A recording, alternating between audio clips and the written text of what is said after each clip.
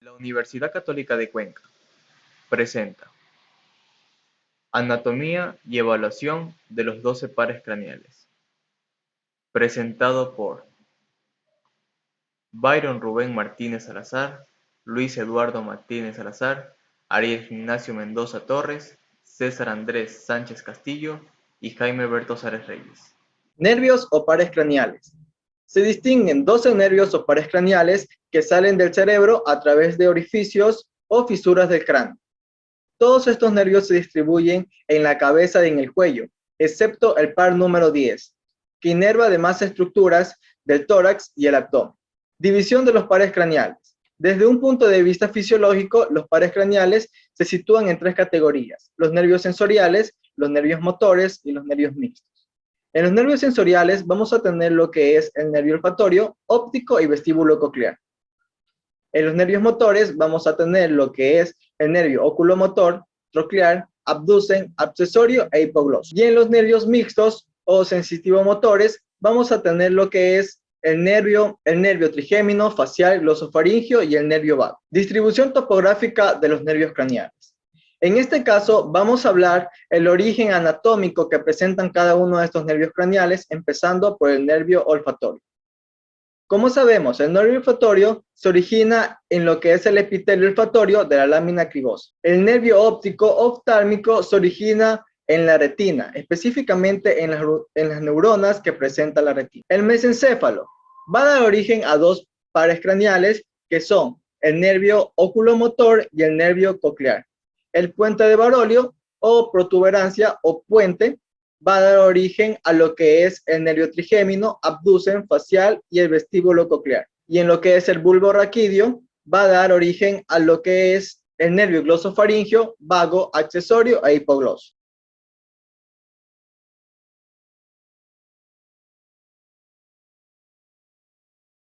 El nervio olfativo es un nervio sensitivo responsable de transmitir información sobre el olfato al cerebro. El origen real del nervio es en el epitelio olfativo, que es una colección especializada de células que recubre la cavidad nasal. El epitelio olfatorio contiene millones de células receptoras olfativas. Los axones de las células receptoras olfativas forman haces llamados filamentos que viajan hacia arriba a través de una estructura llamada lámina cribosa, que es parte del hueso etmoides. Esta separa la cavidad nasal del cerebro. La lámina cribosa está perforada por numerosos orificios a través de los cuales pasan al interior del cráneo los nervios olfatorios procedentes de las fosas nasales que se dirigen al bulbo olfatorio, siendo este su origen aparente. El nervio olfatorio viaja al bulbo olfatorio, donde forma conexiones sinápticas con varios tipos de neuronas como las células mitrales. Estas neuronas llevan información sobre el olfato a la corteza olfativa primaria como parte del tracto olfativo. Estas estructuras incluyen la corteza piriforme, el tubérculo olfatorio, el núcleo olfatorio anterior, el complejo amigdalino y la corteza entorrinal.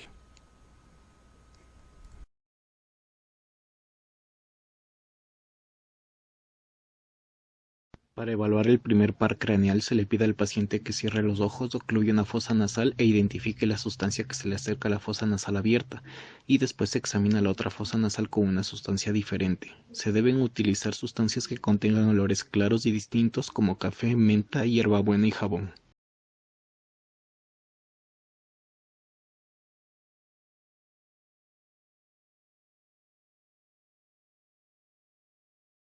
Nervio óptico.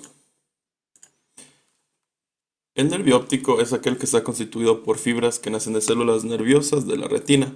Estas fibras convergen en el disco óptico para posteriormente emerger por la parte posterior del globo ocular en un cordón que se denomina nervio óptico. Trayecto. Desde el polo posterior de la órbita, el nervio óptico se va a dirigir posteriormente atravesando el conducto óptico para entrar en la cavidad craneal. Luego, las fibras van a causar una decusación, la cual va a tomar el nombre de quiasma óptico, que se encuentra anterior al tubo cinerio. Aquí, como podemos observar, estarían saliendo los conductos ópticos y decusándose aquí formando el quiasma óptico. Después de decusarse las fibras, de la parte posterior del quiasma van a partir a cada lado los tractos ópticos.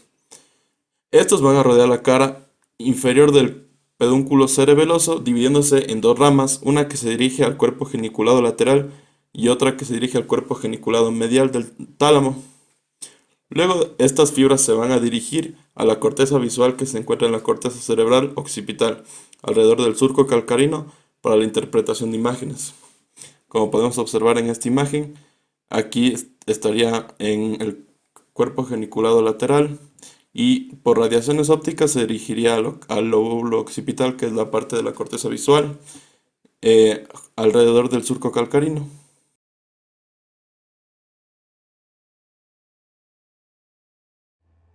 Para la evaluación del nervio óptico, lo que hice fue colocar una tabla de Snellen impresa en una hoja A4, la coloqué en la pared y hice sentar a mi paciente a 2,8 metros de la tabla.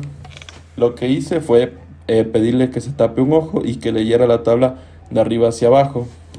Al leer la tabla, mi paciente pudo identificar todas las letras que se encontraban en la tabla y también le hice identificar dos franjas de color rojo y verde que se encuentran en la tabla, las cuales también las identificó correctamente.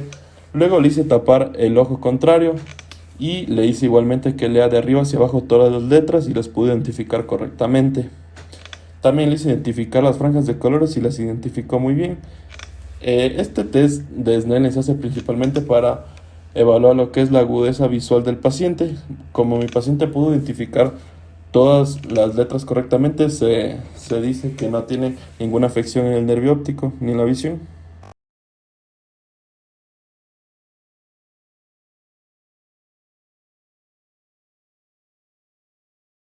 A continuación les hablaré sobre el nervio oculomotor, el cual este nervio inerva los músculos de la cavidad orbitaria. Como origen real tenemos al núcleo motor a nivel mesencefálico, a nivel del cuadrículo superior, cuya función es conducir información motora a los músculos extraoculares. Como origen aparente tenemos a la fosa interpeduncular.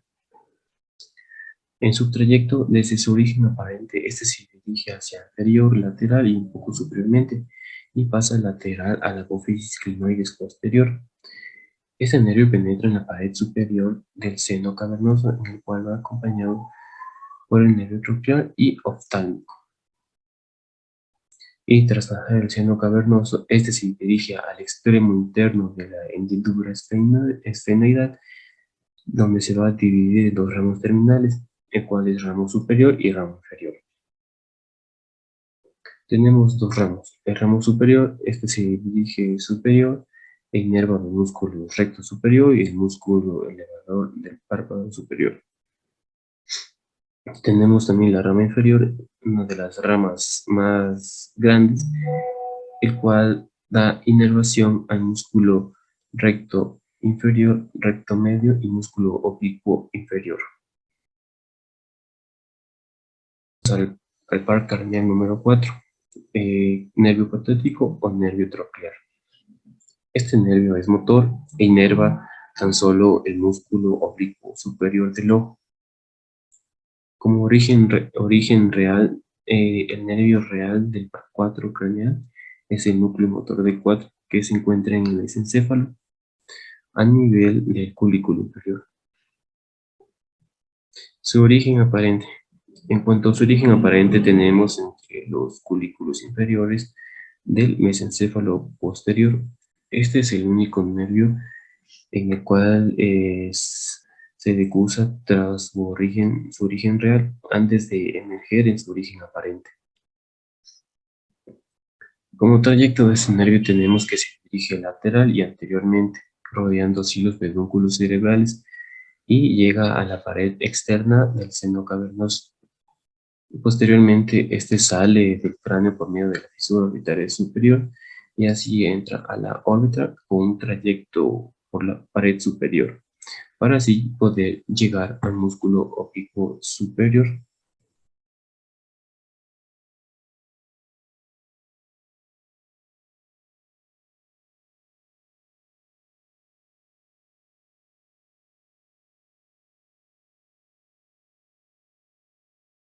El nervio trigémino emerge de la parte lateral del puente mediante dos raíces, una motora y otra sensitiva. Este nervio es por tanto mixto o sensitivo motor. En el origen real tenemos uno sensitivo y otro motor. En el origen sensitivo, las fibras nerviosas nacen del ganglio trigeminal, que es una masa nerviosa de forma semilunar situada en la porción petrosa del hueso temporal y se encuentra contenida en la cavidad trigeminal resultante de un desdoblamiento de la dura madre.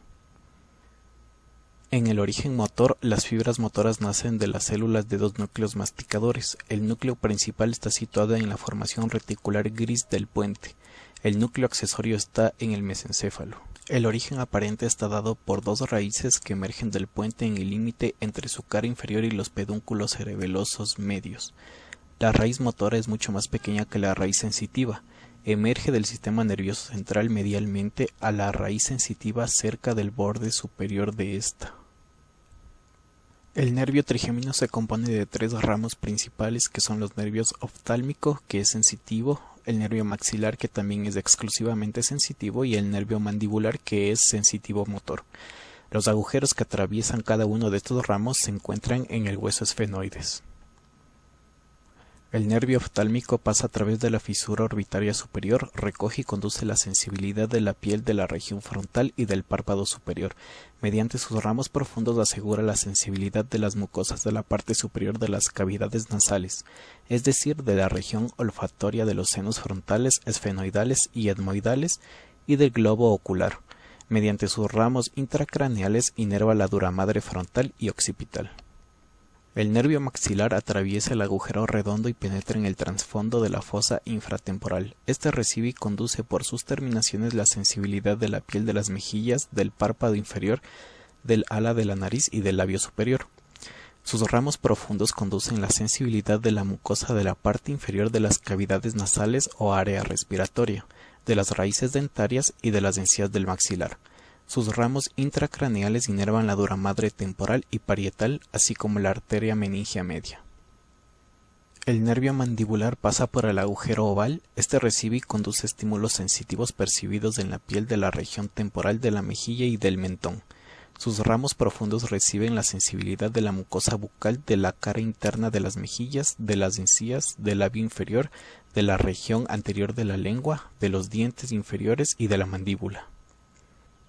Induce la contracción de los músculos tensores del velo del paladar, tensor del tímpano, miloioideo y vientre anterior del músculo digástrico.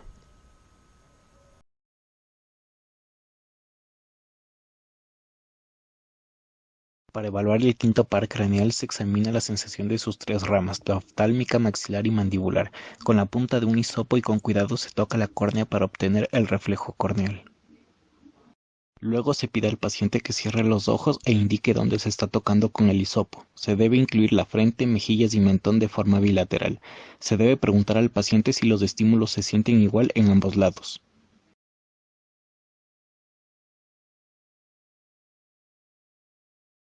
Después se debe examinar la sensación de frío utilizando el diapasón.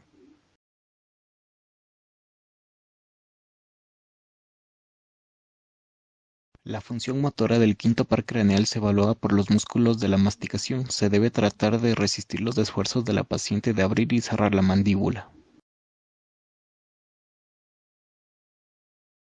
Después, el paciente tiene que apretar los músculos de la mandíbula. Se debe palpar los músculos temporal y macetero para sentir masa y fuerza.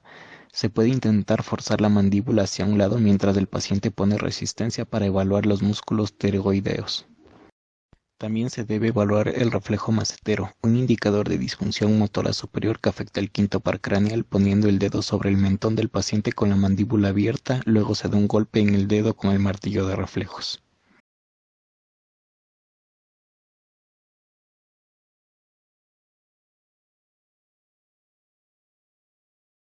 Abducens.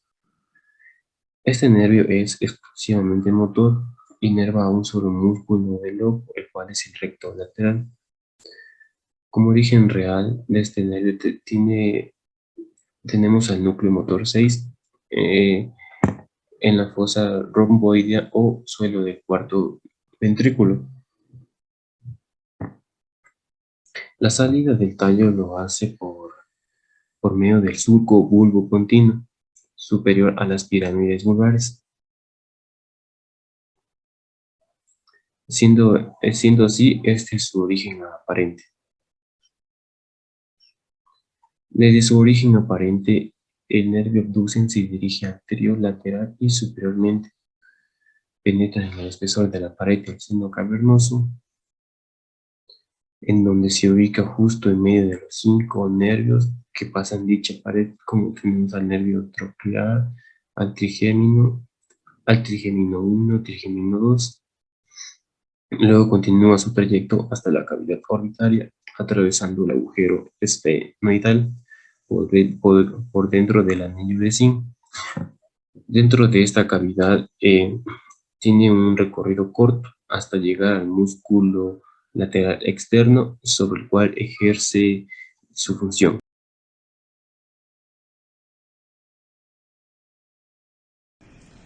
A continuación, procederemos a evaluar los pares craneales tercero, cuarto y sexto. Para la evaluación del par craneal tercero o el óculo motor, le pediremos, vamos a evaluar los músculos extra e intraoculares. Le pediremos al paciente que siga su mirada con el dedo de izquierda al medio, derecha al medio, arriba, izquierda, al medio y derecha. Bien, ahora procederemos a evaluar la vista inferior. Para este necesitamos elevar los párpados y le pediremos al paciente que siga el trayecto del dedo.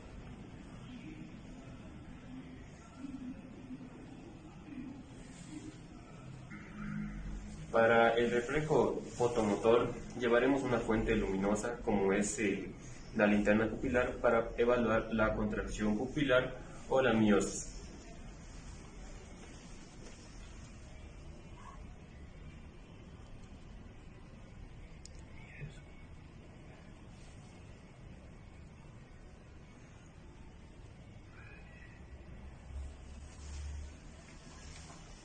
Ahora para el reflejo consensual pondremos la mano en medio del paciente y llevaremos un haz de luz al ojo derecho, pero podremos observar la miosis en el ojo izquierdo.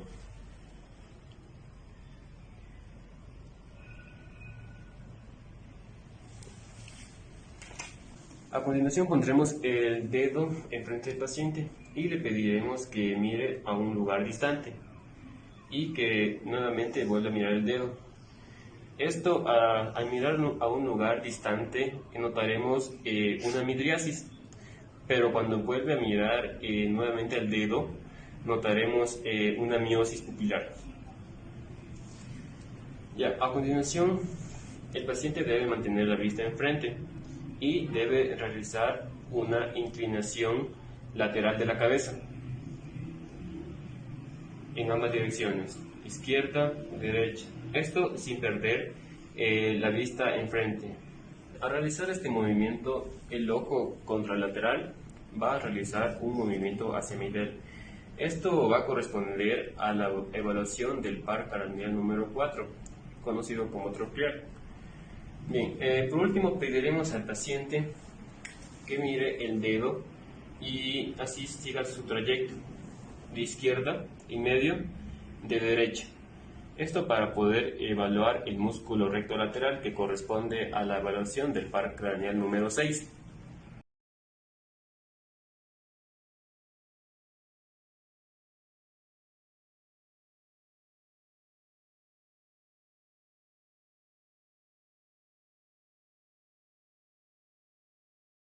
Nervio facial. Este nervio es un nervio mixto y está formado por dos raíces, una sensitiva o nervio intermedio y otra que es motora. Origen real. El origen real de estos nervios va a ser sus propios núcleos de origen. La raíz motora van a ser del núcleo del nervio facial situado en la sustancia reticular gris de la protuberancia. La raíz sensitiva va a tener origen en el ganglio geniculado, que se encuentra a la altura del primer codo intrapetroso. Origen aparente. Parte del surco lateral bulbopontino. Trayecto. Desde el surco bulbo-pontino, las dos raíces del nervio se van a introducir en el conducto auditivo interno y al llegar a su fondo, las dos raíces van a introducirse en el conducto facial y van a recorrer toda su extensión. Este nervio va a presentar tres segmentos o porciones. El primero, de alrededor de 3 a 4 milímetros de longitud, va a empezar en el orificio del conducto facial. Este primer segmento va a formar un codo y en su cara anterior, denominada rodilla del facial, se encuentra el ganglio geniculado. El segundo segmento mide alrededor de 1 centímetro de largo, relacionado a la porción petrosa del hueso temporal. Este va a terminar inferiormente donde se va a acodar por segunda vez para volverse vertical. Y el tercer segmento, que tiene alrededor de 15 milímetros de longitud, comienza inferiormente al antro mastoideo y termina en el agujero estilomastoideo, para luego penetrar en la glándula parótida. Este nervio también nos va a proporcionar varias ramas colaterales en las que tenemos las intrapetrosas, las extrapetrosas y los ramos terminales. Los ramos colaterales intrapetrosos son 6 y son los siguientes. El nervio petroso mayor, el cual nace del ganglio geniculado inervando a la mucosa buconasofaringea y a la glándula lagrimal. Ramo comunicante con el plexo timpánico. Este va a nacer de la cara lateral del ganglio geniculado. Nervio escapedio, que se va a dirigir al músculo escapedio. La cuerda del tímpano. Esta va a inervar junto al nervio lingual a las glándulas submandibular y sublingual. Ramo sensitivo del conducto auditivo externo. Va a inervar a una porción de la membrana timpánica. Ramo comunicante con el nervio vago. Se va a unir al ganglio superior del nervio vago. Los ramos colaterales extrapetrosos. El ramo comunicante del nervio glosofaringeo termina en el ganglio inferior del nervio glosofaringeo y es inconstante. El nervio auricular posterior rodea el vientre posterior del músculo digástrico y se comunica con el nervio auricular mayor del plexo cervical y va a dar dos ramos. Los ramos de los músculos estiloioideo y vientre posterior del digástrico para la inervación de los mismos. Y el ramo lingual, que inerva la mucosa de la base de la lengua y los músculos palatogloso y estilogloso. Y como ramos terminales tenemos dos. El ramo temporofacial, que se dirige por medio de ramos a los músculos cutáneos del cráneo y de la cara situado superior al orificio bucal. También va a inervar al músculo occipitofrontal, al músculo corrugador de la ceja, al músculo prócer y al músculo orbicular del ojo, también pasando por los músculos cigomáticos mayor, menor, elevadores de la nariz y del labio superior, y para los músculos depresor del tabique y orbicular de la boca. Y el otro ramo sería el ramo cervicofacial, sirve para la inervación de los músculos cutáneos de la cara y del cuello, que son los músculos risorios, orbicular de la boca, depresor del ángulo de la boca y del labio, músculo platisma. Este nervio es muy importante, ya que se encarga de la mímica y de diferentes músculos de la cara que van a recibir su inervación de este par. También desempeña una función para la transmisión de sonidos, la sensibilidad de los bordes y de la punta de la lengua, y también va a controlar las secreciones de las glándulas lagrimal y nasal.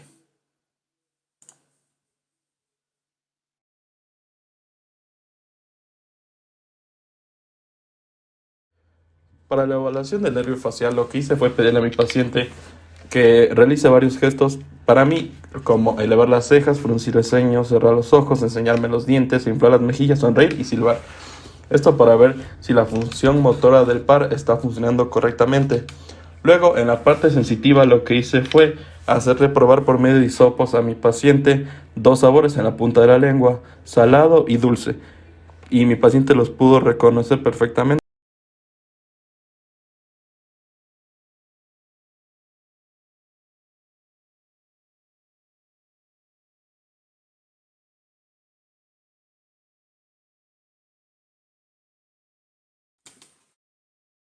Nervio vestíbulo coclear. El nervio vestíbulo coclear es un nervio sensorial y se encuentra constituido por dos partes, el nervio coclear y el nervio vestibular. El nervio coclear recibe sonidos del oído interno y los va a transmitir a los centros nerviosos. El nervio vestibular va a recoger y conducir impulsos nerviosos para mantener el equilibrio. Origen real. Tiene su origen en ganglios periféricos. El origen del nervio coclear es en el ganglio coclear, que se encuentra aquí.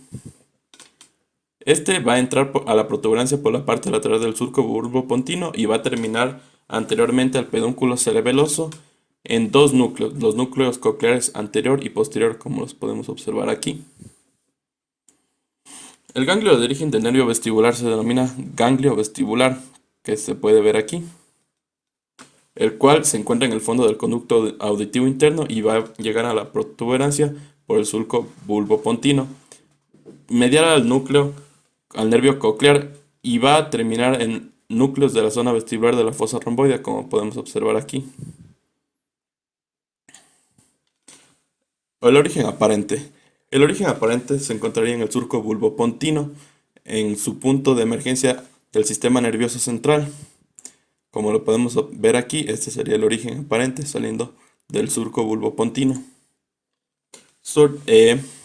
Este nervio se encuentra constituido por la fusión de los nervios coclear y vestibular y se va a extender desde el fondo del conducto auditivo interno hasta la porción lateral del surco del bulbopontino.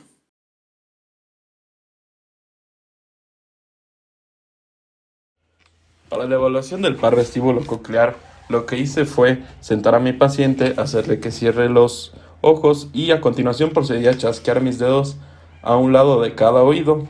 Esto con el fin de hacerle que me diga de qué lado viene el sonido para ver si reconoce correctamente de dónde vienen estos. Luego procedí con la evaluación de la parte vestibular, la cual consiste en el equilibrio, para lo que hice parar a mi paciente y le hice que extendiera los brazos, cerrando los ojos y con la cabeza hacia arriba. Esto para ver si es que puede mantener o no el equilibrio. En este caso mi paciente sí pudo mantener el equilibrio.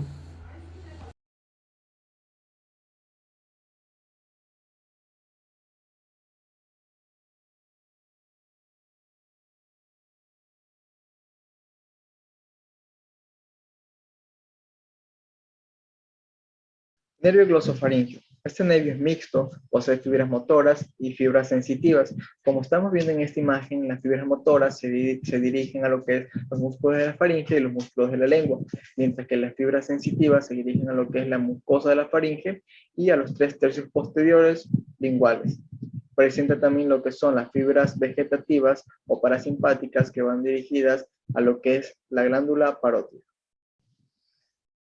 Como sabemos, este nervio presenta 3 núcleos, por lo tanto presenta 3 orígenes diferentes. Tenemos el núcleo motor principal. Este núcleo motor principal nace de la médula oblonga, se encuentra en la profundidad de la formación reticular del núcleo motor del nervio glosofaríngeo. Y está formado por el extremo superior del núcleo ambiguo. Recibe fibras corticonucleares de ambos hemisferios cerebrales. Las fibras eferentes inervan al músculo. En cambio, el núcleo parasimpático se denomina también núcleo salival inferior. Recibe fibras eferentes del hipotálamo a través de las vías autónomas descendentes. Como tenemos el núcleo sensitivo, las ramas sensitivas inervan al oído medio, las trompas faringotimpánicas, la faringe, las amígdalas, el tercio posterior de la lengua. Como sabemos, esta es parte del núcleo del tracto solitario, situadas en los ganglios del nervio glosofaríngeo. Presenta 2 ganglios. Estos ganglios son un ganglio inferior del nervio glosofaríngeo, que está ubicado en lo que es la fusita petrosa del hueso temporal, y un ganglio inferior del nervio glosofaríngeo, que está ubicado en el trayecto del nervio glosofaríngeo. Como podemos ver, las fibras eferentes cruzan en el plano medial y ascienden hasta el grupo ventral de los núcleos del tálamo opuesto y núcleos hipotalámicos. La información aferente relacionada con la sensibilidad común entra en el tallo cerebral a través de los ganglios superiores del nervio glosofaríngeo que permiten terminar en lo que es en el núcleo del nervio espinal del nervio trigémino. Posterior a esto, estas terminan en el núcleo del tracto solitario y están conectadas también con el núcleo motor dorsal del nervio vago. Origen aparente. Las fibras motoras y sensitivas salen mezcladas desde el bulbo por la parte superior del surco posterolateral superior al nervio vago e inferiormente al nervio vestíbulo coclear. Su trayecto.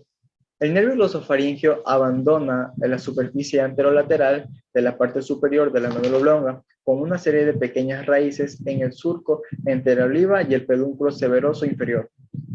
Pasa lateralmente por la fosa craneal posterior y abandona el cráneo a través del orificio yugular.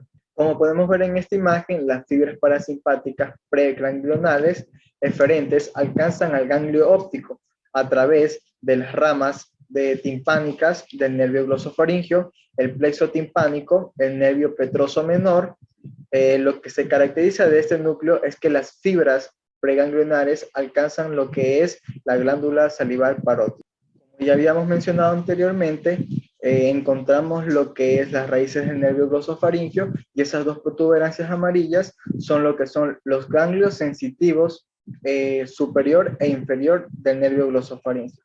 Luego, este desciende para dirigirse al cuello, pasando por lo que es la vena yugular interna y lo que es la carótida interna.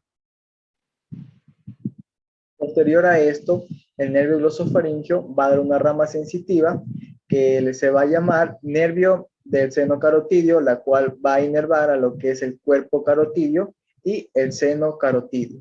Como sabemos, el seno carotidio es una protuberancia que se da entre la bifurcación de la carótida común y la carótida común interna. Posterior a esto, este nervio glosofaringeo va a inervar lo que es el borde posterior del músculo estilofaringeo, dirigiéndose así hacia el paladar blando y lo que son las amígdalas y dando así ramas amigdalianas. Y en su terminación va a dar ramas a lo que es el tercio posterior de la lengua.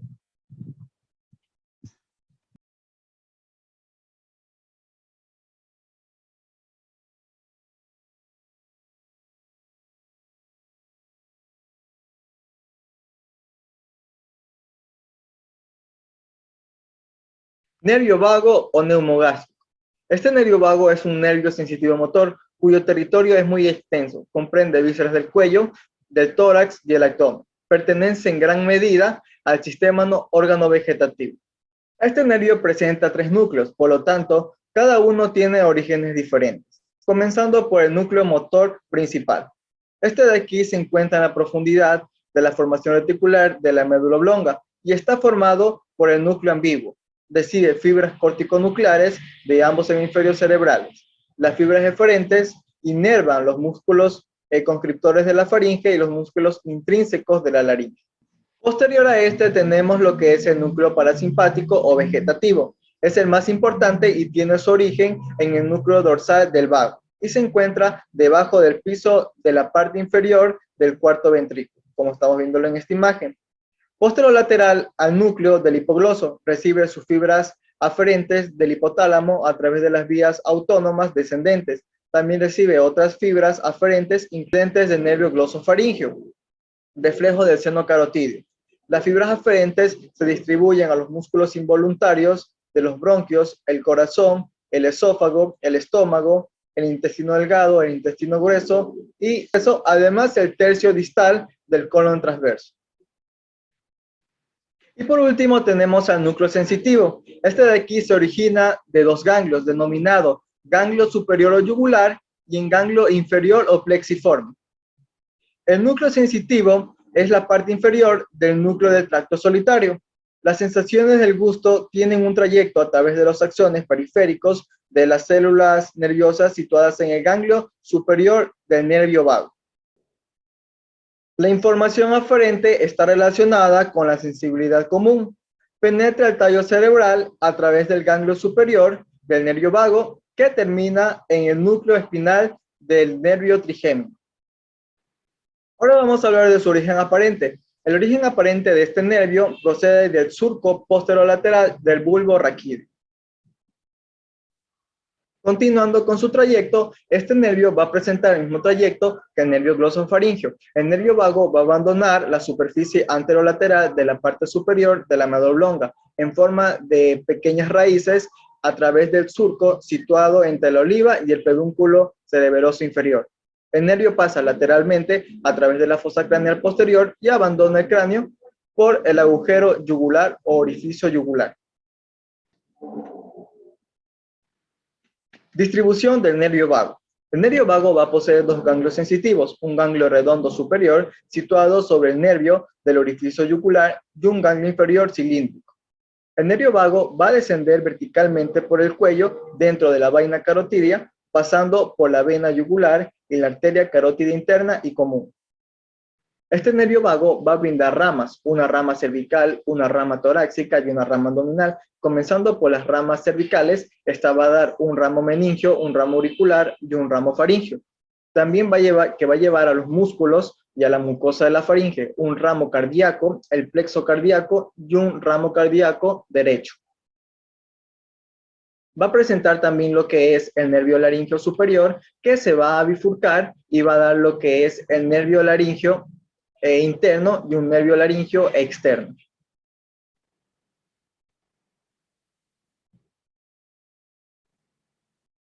En cuanto al ramo torácico, este se va a dividir el nervio vago en dos, uno izquierdo y uno derecho. El nervio vago derecho va a penetrar lo que es el tórax, dando ramos nerviosos laringios recurrentes. Luego pasa posteriormente a la raíz del pulmón derecho, contribuyendo al plexo pulmonar, ramos bronquiales. Después pasa por la superficie posterior del esófago y contribuye a lo que es el plexo esofágico. Entra al abdomen a través de la abertura esofágica del diafragma, el tronco vagal, que es el nombre que va a recibir ahora el nervio vago derecho. Se distribuye a la superficie posterior del estómago a través de una gran rama celíaca, por el duodeno, el hígado, el riñón, el intestino delgado e intestino grueso, y va a llegar a alcanzar el tercio distal del colon transverso. Esta distribución amplia se consigue a través del plexo celíaco, mesentérico superior y renal. El nervio vago izquierdo entra al tórax y brinda una rama laríngea recurrente izquierda. Cruza el lado izquierdo del arco aórtico y desciende a través de la raíz del pulmón izquierdo. Contribuyendo al plexo pulmonar, el vago izquierdo desciende después sobre la superficie anterior del esófago, contribuyendo también a lo que es el plexo esofágico. Penetra en el abdomen a través de la abertura esofágica del diafragma, el tronco vagal anterior, que es el nombre que va a recibir ahora este nervio, se divide a varias ramas que se distribuyen hasta llegar a la cara anterior del estómago, hígado, parte superior del duodeno y la cabeza del páncreas.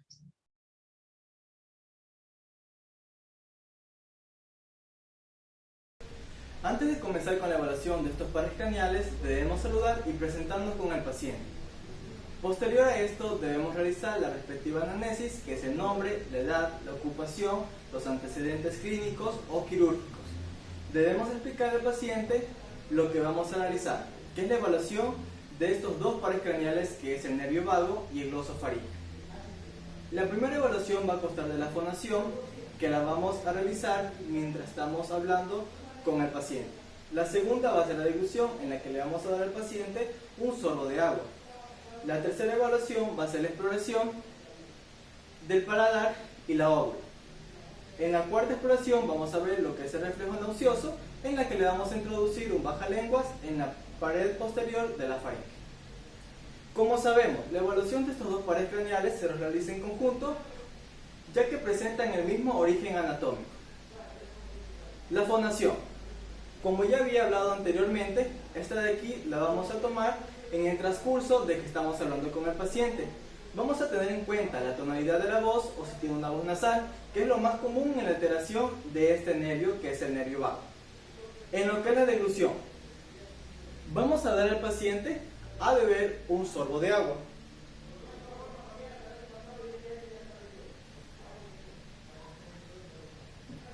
En este caso vamos a ver el movimiento que realiza a nivel faríngeo y la capacidad de deglutir. Si hay alguna alteración o problema, va a provocar una celorrea, que es una salivación excesiva, una regurgitación nasal o una disfagia. Estas son las principales características que presenta lo que es el par número 10. En la exploración del paladar y la óvula, en este caso vamos a necesitar un bajalenguas, en lo que vamos a ver el paladar en reposo y la óvula. Posteriormente le vamos a hacer decir al paciente que haga un A extenso.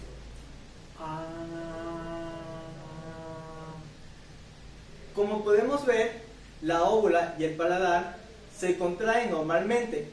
La contracción de esto de aquí tiene que ser central y simétrico. En tal caso de que no esté central ni simétrico, pues va a tener una alteración en lo que es el par craneal número 9.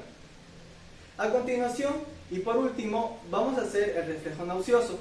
En este, con la misma bajalenguas, vamos a tocar lo que es la pared posterior de la faringe.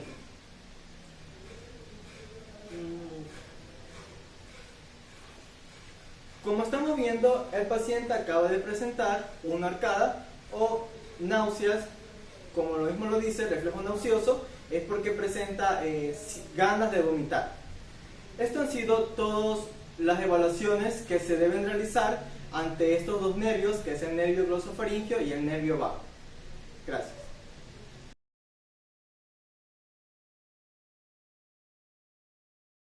El nervio accesorio. Este nervio, que es meramente motor, tiene su origen real en dos sitios. El primero se encuentra en las astas anteriores de la columna cervical, entre la C1 y la C6, de la cual emergen unas fibras deferentes somáticas generales del nervio que son las encargadas de conducir información motora al músculo esternocleidomastoideo y al músculo trapecio. El segundo sitio es el núcleo ambiguo, que se localiza en el bulbo raquídeo. Se encuentra dorsal al núcleo olivar y lateral al núcleo motor del hipogloso. De él van a emerger unas fibras eferentes viscerales especiales del nervio que van a unir las fibras eferentes viscerales del par craneal 10 para que juntos formen el plexo faríngeo. El núcleo ambiguo específicamente comparten el nervio 9, 10, 11 y 12. Como origen aparente tenemos dos. El primero se encuentra en la cara lateral de la médula espinal y el segundo se encuentra en el surco retroolivar. Trayecto. El nervio accesorio se forma tras la unión de la porción que se origina de la médula espinal con la porción que se origina del surco retroolivar. Esto sucede cuando la primera porción de la médula espinal entra a la fosa craneal a través del agujero occipital o el agujero magno, tras formarse de las fibras que provienen de los segmentos cervicales desde la C1 hasta la C6, y su entrada al cráneo se encuentran con la segunda porción, que se forma por las diferentes raíces del núcleo ambiguo en el surco postolivar. Posteriormente, ya formado, se dirige fuera del cráneo a través del agujero yugular, que igual este agujero se comparte con los nervios 9, 10, el 11 y el 12. Cuando sale del nervio se va a dividir, se va a dividir en dos ramas. La primera, que es la rama interna o medial, esta es la rama más corta y menos gruesa y va a llegar al ganglio inferior del nervio vago con las fibras que proceden del núcleo ambiguo. Esto para posteriormente dirigirse a la faringe y formar el plexo faríngeo. La segunda rama es la rama externa o la rama lateral. Se constituye principalmente por las fibras espinales que se encuentran en el espacio retroestíleo y se va a dirigir hacia atrás y hacia afuera para llegar al músculo esternocleidomastoideo, lo perfora, dejando ramas para su inervación y sigue su recorrido a la fosa supraclavicular y luego pasa a la fosa subescapular y al final llega a la cara posterior del músculo trapecio y estas ramas se pueden considerar como sus ramas terminales. Para evaluar el nervio accesorio o espinal, vamos a revisar básicamente dos músculos. Primeramente le pedimos al paciente que encoja los hombros y luego extienda. Podemos observar la función de los músculos trapecios. Luego lo corroboramos haciendo contrarresistencia. Posteriormente vemos la función del esternocleidomastoideo, la cual vamos a valorar con los movimientos rotatorios del cuello, moviendo de un lado a otro la cabeza. Podemos observar la contracción del músculo esternocleidomastoideo. Para terminar, tenemos que realizarlo contra resistencia, donde se hace más evidente la contractura del músculo. Con eso culminamos la exploración del 11º nervio craneal.